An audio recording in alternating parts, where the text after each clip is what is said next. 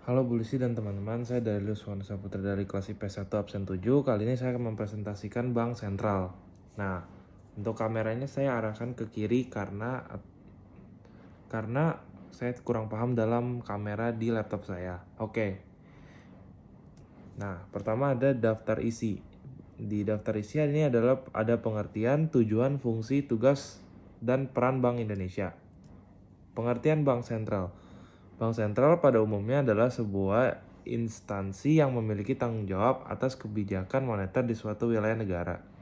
Bank sentral memiliki peran untuk menjaga stabilitas harga atau nilai mata uang yang berlaku di negara tersebut, yang dikenal dengan istilah inflasi. Bank sentral menjaga agar tingkat inflasi terkendali dan selalu berapa pada nilai serendah mungkin, atau pada posisi optimal bagi perekonomian dengan mengontrol keseimbangan jumlah barang dan uang. Selanjutnya, ada tujuan bank sentral. Dalam kapasitas sebagai bank sentral, Bank Indonesia mempunyai satu tujuan tunggal, yaitu mencapai dan memelihara kestabilan nilai rupiah. Kestabilan nilai rupiah ini mengandung dua aspek. Nah, yang pertama ada kestabilan nilai rupiah ini, yaitu kestabilan nilai mata uang terhadap barang lain dan jasa, serta kestabilan terhadap mata uang negara lain. Aspek pertama tercermin pada perkembangan laju inflasi, sementara aspek kedua tercermin pada perkembangan nilai tukar rupiah terhadap mata uang negara lain. Nah, perumusan tujuan tunggal ini dimaksud untuk memperjelas sasaran yang harus dicapai Bank Indonesia serta batas-batas tanggung jawabannya. Untuk mencapai tujuan tersebut, Bank Indonesia didukung oleh 3 pilar, yaitu yang merupakan 3 bidang tugasnya. Ketiga bidang tugas tersebut perlu diintegrasi agar mencapai tujuan dan memelihara kestabilan nilai rupiah dapat disampaikan secara efektif dan efisien. Nah, selanjutnya ada fungsi bank sentral. Pertama adalah menjaga stabilitas sistem keuangan. BI atau Bank Indonesia sebagai bank sentral menjalankan fungsinya untuk menjaga stabilitas sistem keuangan agar berfungsi efektif, efisien, dan mampu bertahan terhadap kerentanan internal maupun eksternal. Nah, yang kedua ada kebijakan moneter. Suatu kebijakan yang diambil oleh bank sentral dengan tujuan memelihara dan menstabilkan mata uang agar perekonomian negara tersebut tidak jatuh atau anjlok. Nah, kebijakan moneter dapat dilakukan dengan mengambil tindakan pengendalian jumlah uang yang beredar di masyarakat atau penetapan suku bunga. Yang ketiga, mengelola uang rupiah dan sistem pembayaran. Nah, pengelolaan Bank Indonesia atau BI terhadap sistem pembayaran dan uang rupiah meliputi nilai besar sistem pembayaran retail, pengelolaan uang rupiah, perizinan anti pencucian uang, dan pencegahan pendanaan terorisme. Selanjutnya ada tugas bank sentral. Yang pertama adalah membuat dan melaksanakan kebijakan moneter. Nah, yang dimaksud itu adalah dilaksanakan untuk mengendalikan jumlah uang yang beredar di masyarakat sehingga harga barang dan jasa di masyarakat terkendali. Yang kedua, ada mengatur dan menjaga kelancaran sistem pembayaran. Nah, itu apa sih artinya? Sistem pembayaran yang diatur adalah sistem pembayaran tunai dan non-tunai. Bank sentral bertanggung jawab untuk menciptakan aturan, kesepakatan, standar, serta prosedur yang digunakan dalam peredaran uang di masyarakat.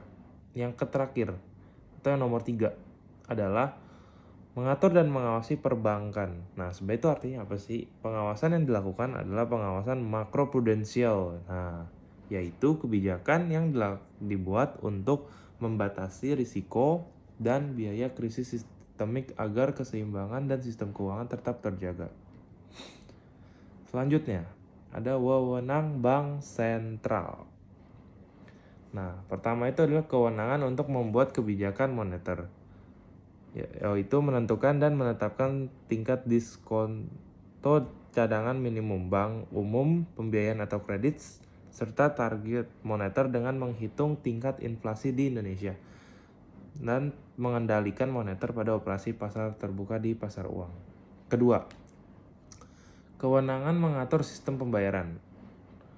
Nah, yang pertama adalah menentukan dan menetapkan pemakaian instrumen pembayaran. mengawasi penyedia jasa sistem pembayaran. Dan yang terakhir adalah membuat dan memberikan izin atas penyelenggarakan sistem pembayaran.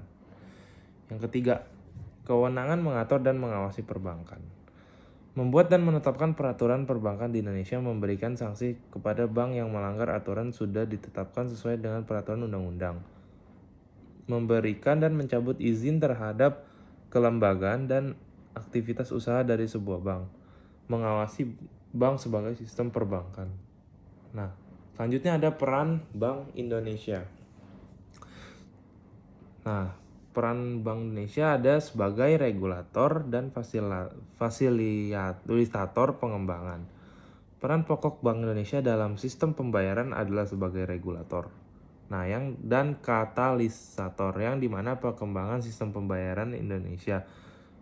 Sebagai regulator, Bank Indonesia senantiasa memastikan proses sistem pembayaran berlangsung secara tepat waktu.